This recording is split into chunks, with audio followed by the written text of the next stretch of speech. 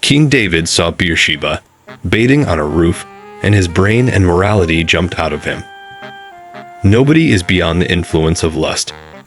Keanu Reeves, the Pope, the US President, or even an unconscious man. Nobody is.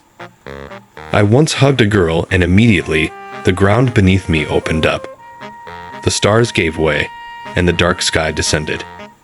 I got a boner that lasted 3 years.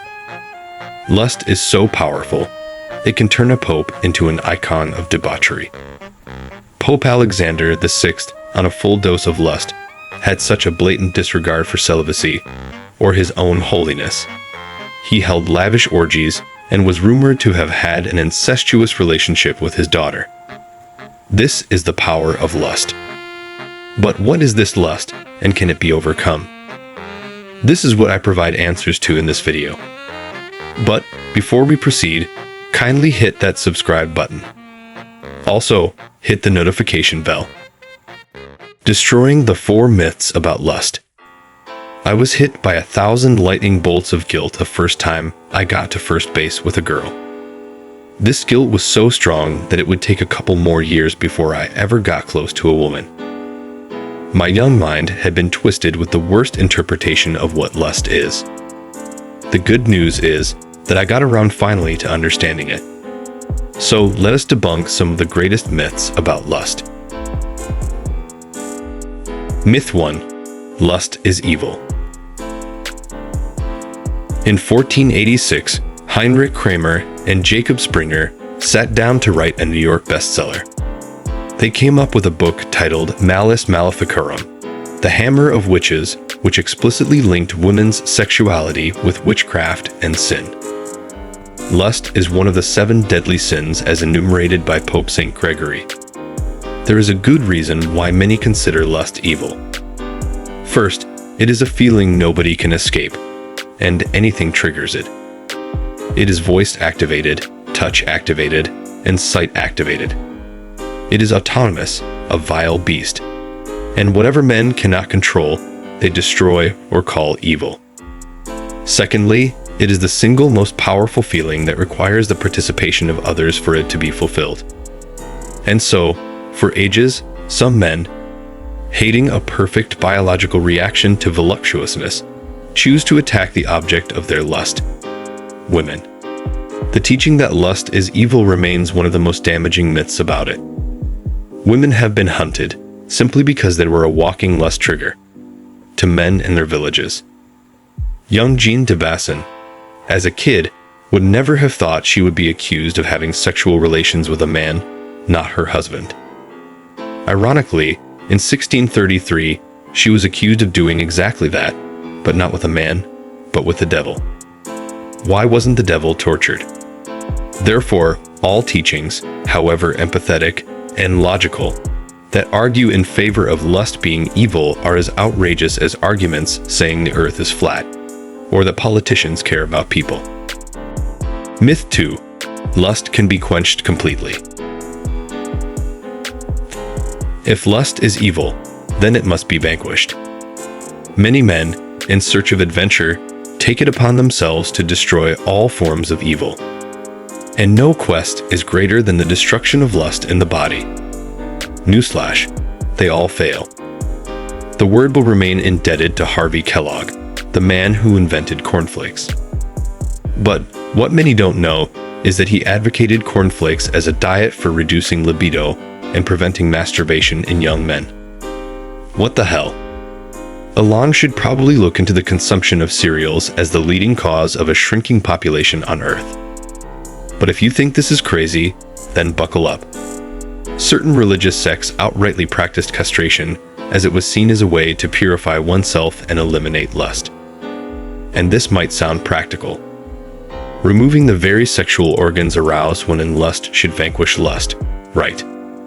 The only problem is that lust starts from the mind and is expressed through the sexual organs. Cutting off body parts will not vanquish lust. It just creates very angry and violent men and bulls, of course. Then there were outrightly bizarre practices like a testicle transplant. In the early 20th century, Dr. Serge Voronoff, a French surgeon, gained popularity for his belief that transplanting monkey testicles into human males could rejuvenate their bodies and increase vitality, while also helping to balance sexual urges. And yes, you might find yourself wondering at the madness of the past, but some of these practices and worse still occur today, in man's quest to destroy what cannot be destroyed. Myth 3. The object of your lust has enchanted you.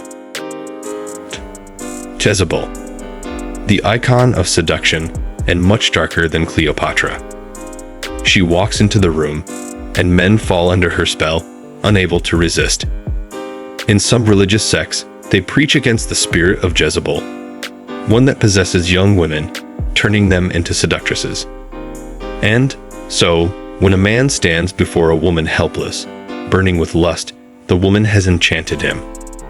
This belief miraculously shifts responsibility from men to women. And hell hath no fury like a weak man who has found a scapegoat for his shortcomings. During the witch hunts in Europe and North America, women were often accused of witchcraft and executed based on their perceived sexual immorality. Lust was viewed as a tool of the devil, and women were the objects the devil used to destroy men. And so, women who exhibited any form of independence, sensuality, or sexual expression were sometimes labeled as witches, and then tortured and killed. During the infamous Salem witch trials, there was the case of Bridget Bishop, a woman executed after being accused of living immorally and of using her sensuality to bewitch others.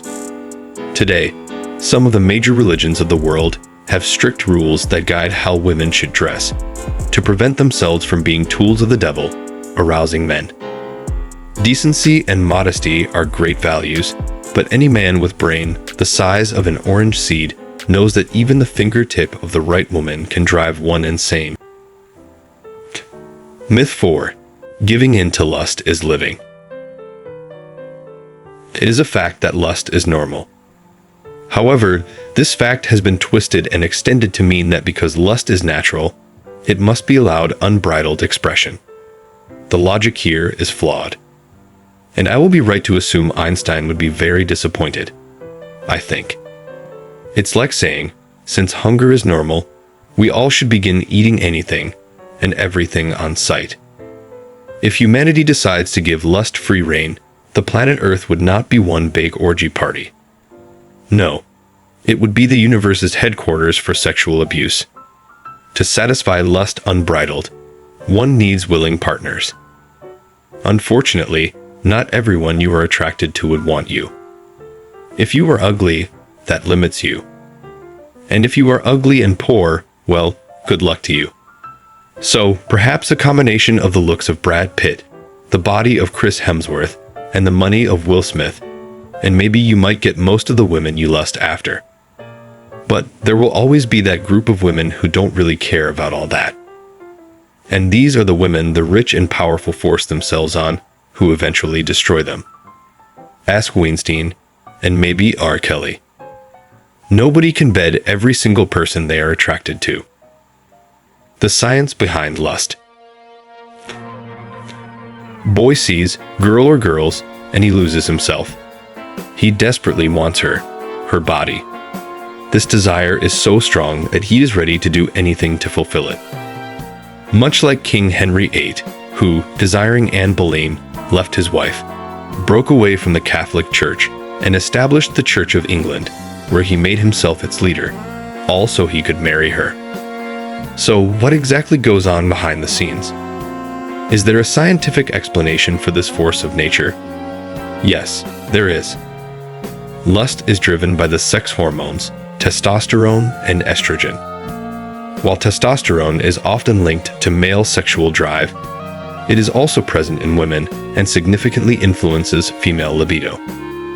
These hormones are primarily triggered when boy sees girl, and the reason for this is reproduction. Lust is a mechanism that ensures human reproduction.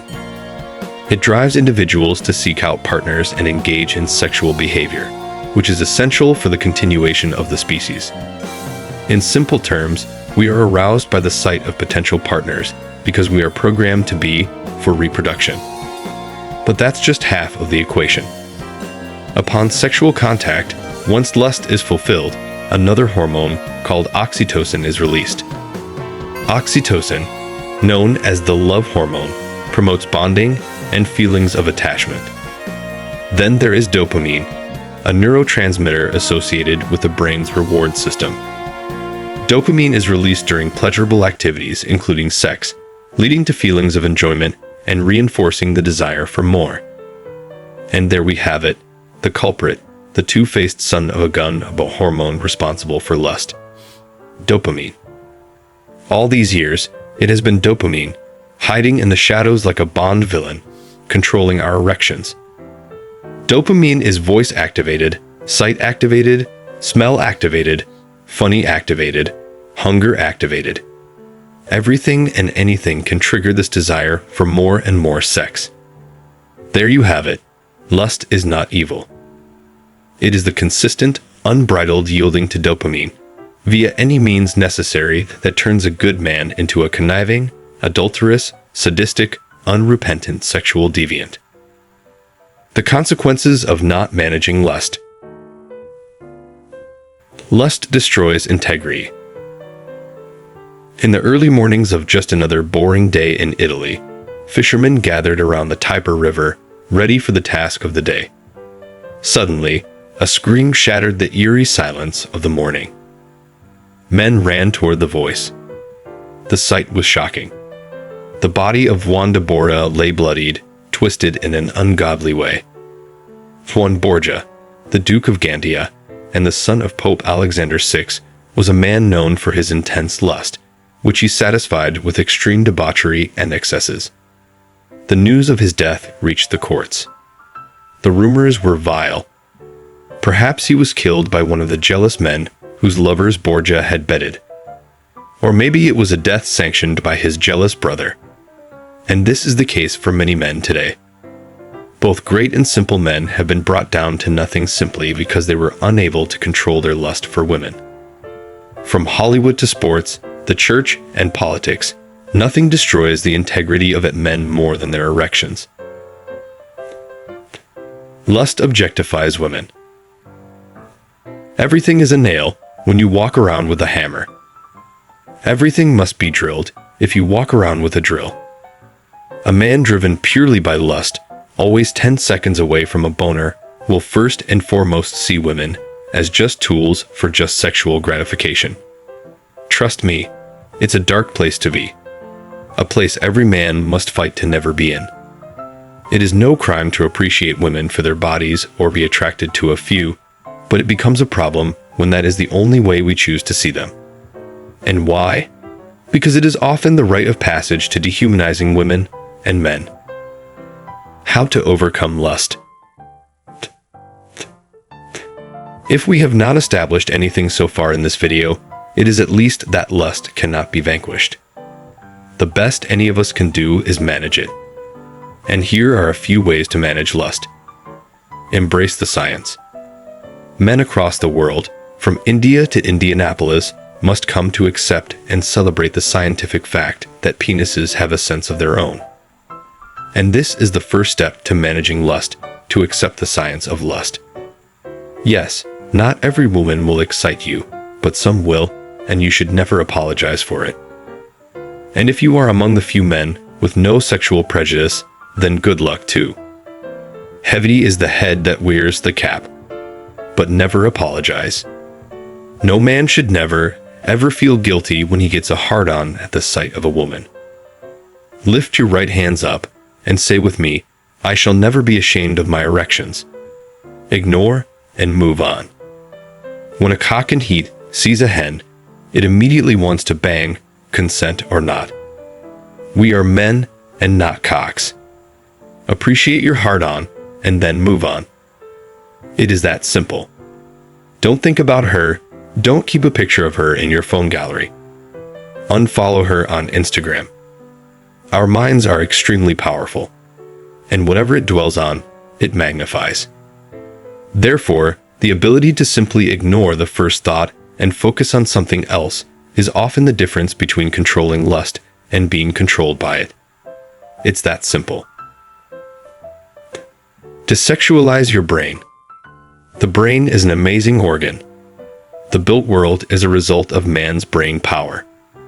We might one day colonize Mars, or Elon might. The point is, if you fixate on anything, there is no telling what you can create.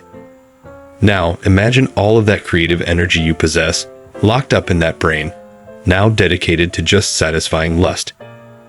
That would be a shame. What you need to do is desexualize your brain. To desexualize the brain is to bring to a manageable level the release of the two-faced, son of a gun hormone, dopamine. There are 3 steps to desexualizing the mind. First, remove the triggers. You were not born this way. No man perpetually consumed with lust was born that way.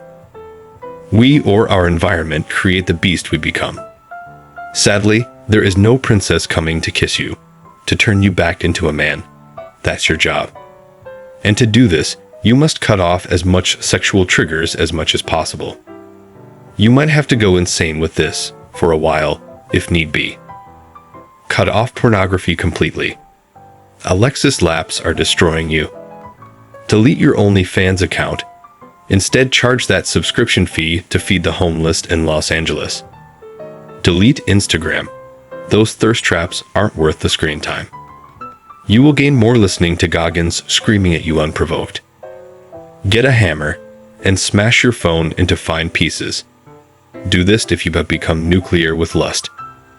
Lock yourself up in a room without access to the internet. Get your buddies to do this for you. Chain yourself to the bed. We don't want you turning into a werewolf. Of course, some of these things are extreme, but you get the point. Do anything and everything to stay away from sexual content for a while.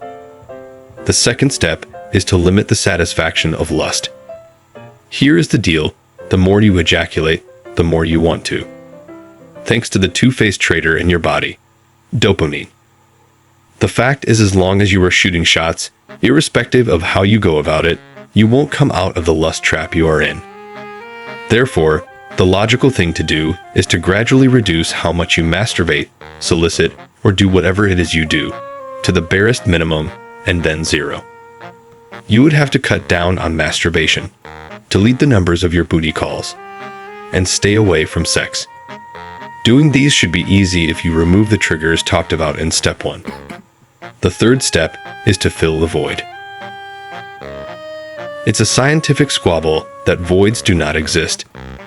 If nothing exists in space, then space should not exist. That statement would give Tyson DeGrease a rush. You need something to fill the void of your waning sexual gratification.